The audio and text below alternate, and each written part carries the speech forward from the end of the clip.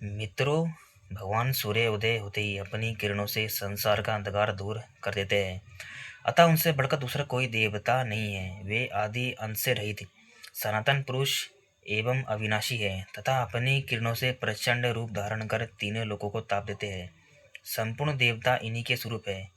ये तपने वालों में श्रेष्ठ, संपूर्ण जगत के स्वामी, साक्षी तथा पालक है। ये ही बारंबार जीवों की सृष्टि और संहार करते हैं तथा यही अपनी किरणों से प्रकाशित होते तपते और वर्षा करते हैं। धाता विधाता संपूर्ण भूतों के आदि कारण और सब जीवों को उत्पन्न करने वाले हैं। ये कभी क्षीण नहीं होते।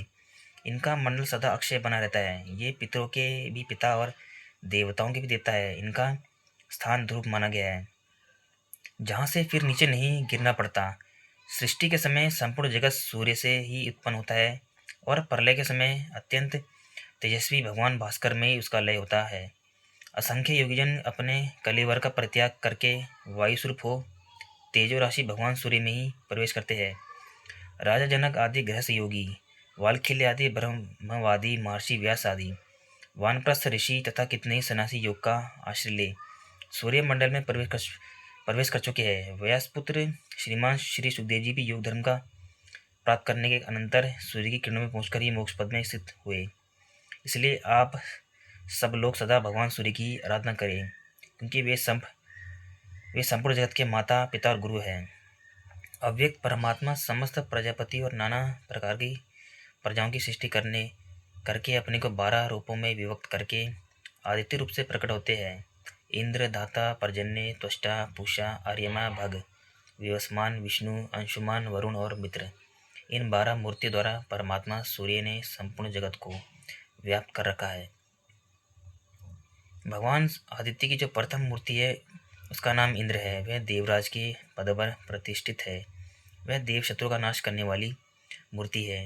भगवान के दूसरे विग्रह का नाम दाता है, जो प्रजापति के पद पर स्थित हो नाना प्रकार के प्रजावर्ग की सृष्टि करते हैं। सूर्यदेव की तीसरी मूर्ति पर्जन्य के नाम से विख्यात है, जो बादलों में स्थित वो अपनी किरणों द्वारा वर्षा करती है।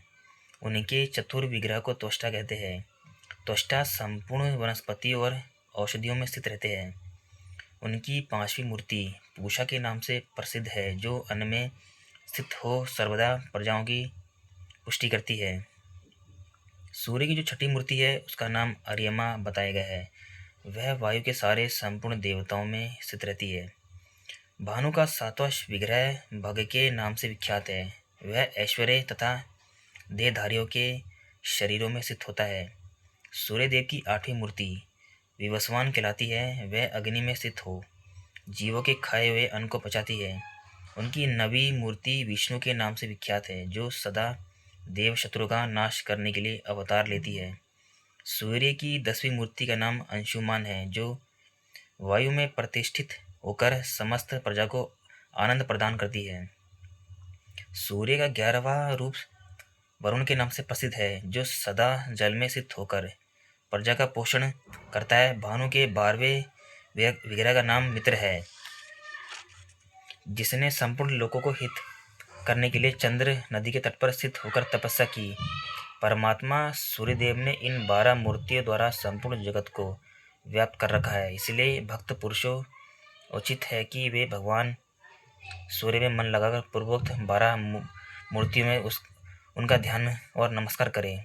इस प्रकार 12 आदित्यों को नमस्कार